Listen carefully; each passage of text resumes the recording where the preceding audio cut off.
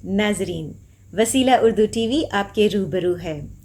وسیلہ Urdu T V کی خصوصی پیشکش، تجزیاتی مضامین پر مشتمل ہفتہ وار پروگرام جام جم۔ کوارڈ سے اوکس تک امریکہ کا نیا کھیل۔ تحریر ڈاکٹر عبدالقیوم، ایسوسی at professor, Maulana Azad national Urdu university Hyderabad.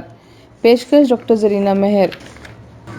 دوسری جنگ عظیم کے فوری بعد امریکہ سیاسی، دفاعی و سلامتی کے معاہدات کی پالیسی اپنائی۔ چنانچہ سوویت یونین کی جانب سے کمیونزم کے پھیلاؤ کے خطرے کو بتا کر مغربی یورپ کو 1949 میں نیٹو کے بندھن میں باندھ لیا۔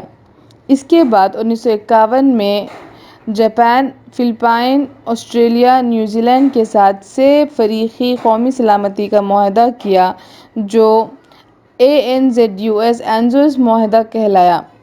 1954 میں جنوب مشرقی ایشیا کے ممالک پاکستان، نیوزی لینڈ، فلپائن اور تھائی لینڈ سے معاہدے کے ذریعے سوویت کمیونزم کے بڑھتے رسوخ سے اپنے آپ کو محفوظ کرنے کے اقدامات کیے، جسے SEATO کا نام دیا، جو کہ بعد میں سینٹو کہلایا۔ اس کے بعد 1955 میں نیٹو طرز کا معاہدہ عراق، پاکستان، ترکی اور برطانیہ کو لے کر مغربی ایشیا کو بچانے کی کوشش کی، جو سینٹو کہلایا۔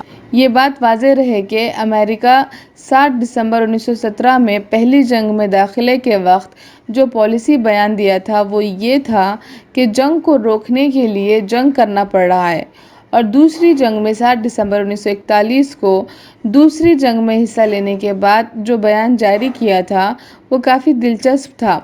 اس نے کہا تھا کہ دنیا کو جمہوریت کے لیے بچانے کے لیے جنگ کرنا پڑ رہا ہے۔ بین الاقوامی سیاست میں بین الاقوامی، مقامی اور قومی مفاد کے مطابق مختلف معاہدات ہوتے رہے ہیں۔ اس میں ایک معاہدہ کوارڈ بھی ہے۔ کوارڈ یعنی کوارڈیلیٹرل سیکورٹی ڈائیلاگ، یہ ایک دفاعی معاہدہ ہے۔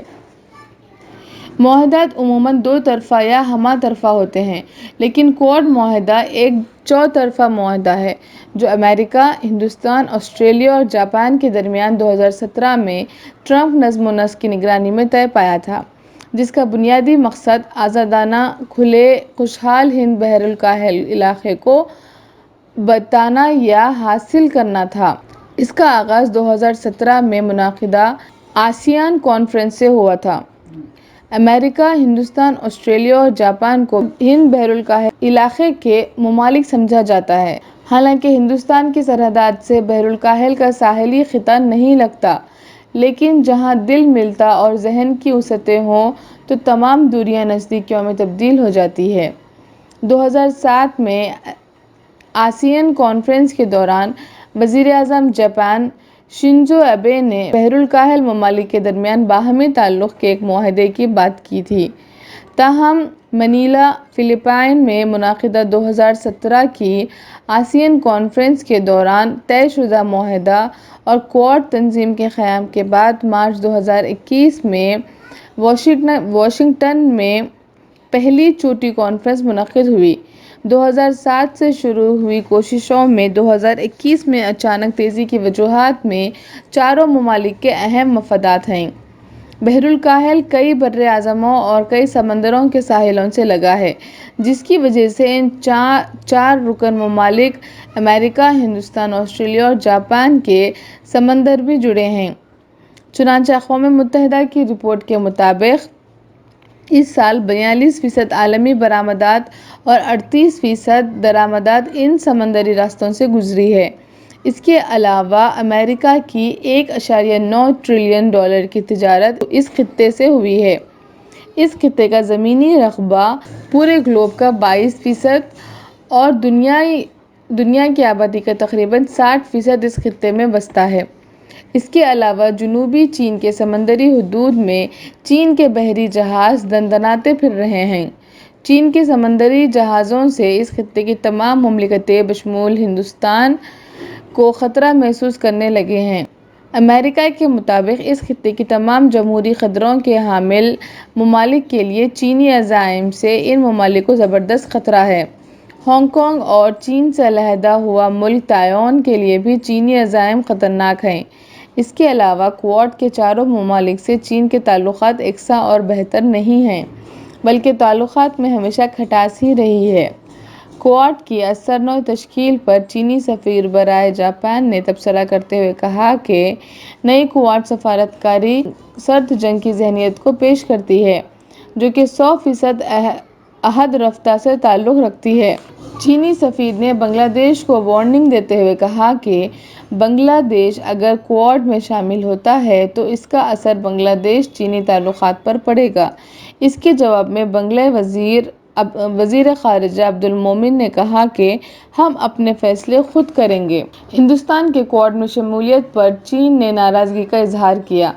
چین کا سرکاری اخبار گلوبل ٹائمز نے اسے کوڈ کو منفی اثاثہ قرار دیتے ہوئے کہا کہ ہندوستان برکس برکس اور شنگھائی تعاون تنظیم کے لیے منفی اثاثہ ہوگا۔ اس کا اثر کئی دوسرے ممالک جیسے روس وغیرہ سے تعلقات پر پڑے گا۔ امریکی محکمہ دفاع پینٹاگن کے مطابق چین کے جارحانہ اور جبری رویے کے ذریعے ہند بحر الکاہل علاقے میں وسائل کو ہتھیانے کی کوششوں کے نتیجے میں کوڈ کا قیام عمل میں لایا گیا۔ دوسرے الفاظ میں نومبر 2017 میں کوڈ کے قیام کے پیچھے ہند بحر الکاہل علاقے میں چین کے بڑھتے اثر کو کم کرنے اور چین کے اثر سے پورے علاقے کو محفوظ کرنے کی ضرورت کو محسوس کیا گیا تھا۔ تاہم پینٹاگن کے ذرائع کے مطابق کوڈ کے قیام کی وجہ صرف چین ہی نہیں بلکہ اسے چاروں ممالک کو باہمی طور پر اس خطے میں کام کرنے کا موقع ملے گا۔ ہند بحر الکاہل علاقے کو ایک آزاد اور کھلا علاقہ بنانے کے نتیجے میں پورے خطے کے تناؤ ختم ہوگا۔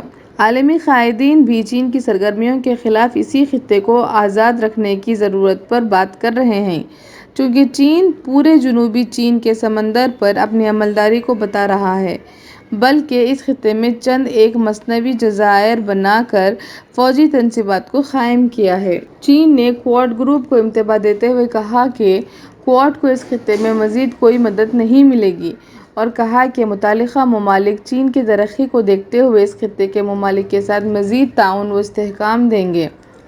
ہندوستان میں چین کے سفیر سن ویڈونگ نے کہا کہ فی الوقت کچھ ممالک اپنے نظریاتی تعصب اور سرد جنگ کی ذہنیت کے ساتھ چھوٹے فوائد کو حاصل کر رہے ہیں، جس کا مقصد تیسرے فریق کو روکنا، بلاک تصادم کو آگے بڑھانا اور جیو پولیٹیکل کھیل کھیلنا ہے۔ کوئی بھی دوسرے کے جہاز کے اسٹیئرنگ کو پکڑ کر اس جہاز پر قابو حاصل نہیں کر سکتا، بلکہ افغانستان میں امریکی رول کو یاد دلاتے ہوئے کہا کہ امریکہ کے ساتھیوں کو افغانستان سے کیا حاصل ہوا۔ اس طرح کوڈ کے نتیجے میں امریکہ اور چین کے درمیان الفاظ کے تبادلے کی سرد جنگ شروع ہو چکی ہے۔ ناظرین، اب ہم 15 ستمبر 2021 کو وجود میں آئے ایک نئے سے فریقی سلامتی و فوجی معاہدہ آکس AUKUS کے متعلق بتائیں گے۔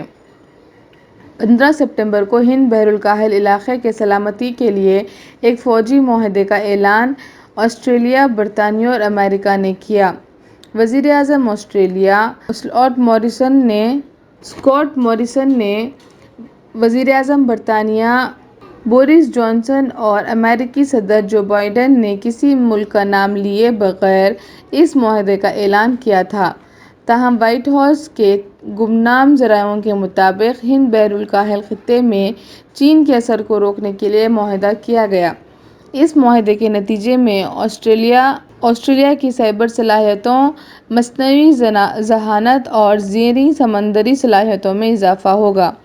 مجموعی طور پر اس معاہدے کے نتیجے میں آسٹریلیا کی فوجی طاقت و صلاحیتوں میں اضافہ ہوگا۔ اس معاہدے کے مطابق آسٹریلیا نیوکلیئر توانائی سے چلنے والی آبدوز امریکہ سے حاصل کرے گا۔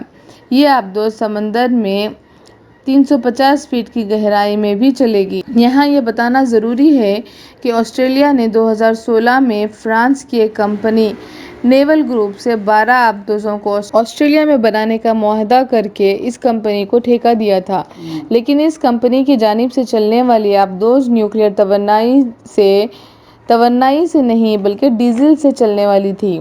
اس معاہدے کے فوری بعد 17 ستمبر کو فرانس، جو کہ اس معاہدے کے تینوں فریق کا طویل مدتی اتحادی تھا نے امریکہ اور آسٹریلیا سے اپنے سفیروں کو واپس طلب کر لیا۔ معاہدے کے وقت اس کی قیمت $50 بلین تھی، جو اب بڑھ کر $90 بلین یا €56 بلین ہو گئی ہے۔ آسٹریلیا نے کسی قبل از وقت نوٹس یا اطلاع کے بغیر امریکہ کے دام الفت میں گرفتار ہو کر معاہدے سے ہاتھ کھینچ لیا۔ اس لیے فرانس کے وزیر خارجہ نے اسے فرانس کی پیٹھ میں چھرا گھونپنے کے مماثل قرار دیا ہے۔ اس معاہدے سے انکار کے نتیجے میں فرانس کی معیشت کو زبردست دھکا پہنچا ہے۔ آسٹریلیا کو اچانک معاہدہ ختم کرنے پر فرانس کو ہرجانہ ادا کرنا پڑے گا، اور وہ ادا کرے گا۔ روس کے مطابق اس معاہدے کو ختم کر کے نیوکلیئر آبدوز کو لینے کے فیصلے کے نتیجے میں نیوکلیئر اسلحہ کی دوڑ اثر نو شروع ہو گئی تو دوسری طرف سابق وزیر اعظم آسٹریلیا پال کیٹنگ نے اس خلاف ورزی کو آسٹریلیا کے اقتدار اعلیٰ کو امریکہ کے ہاتھوں گروی رکھنے کے مماثل قرار دیتے ہوئے کہا کہ امریکی طاقتور فوج طالبان کو شکست نہ دے سکی تو ایشیا کے سب سے بڑے ملک چین سے جنگ کی صورت میں امریکی فوج کیسے جیتے گا؟ وسیلہ اردو ٹی وی کی خصوصی پیشکش، تجزیاتی مضامین پر مشتمل ہفتہ وار پروگرام جام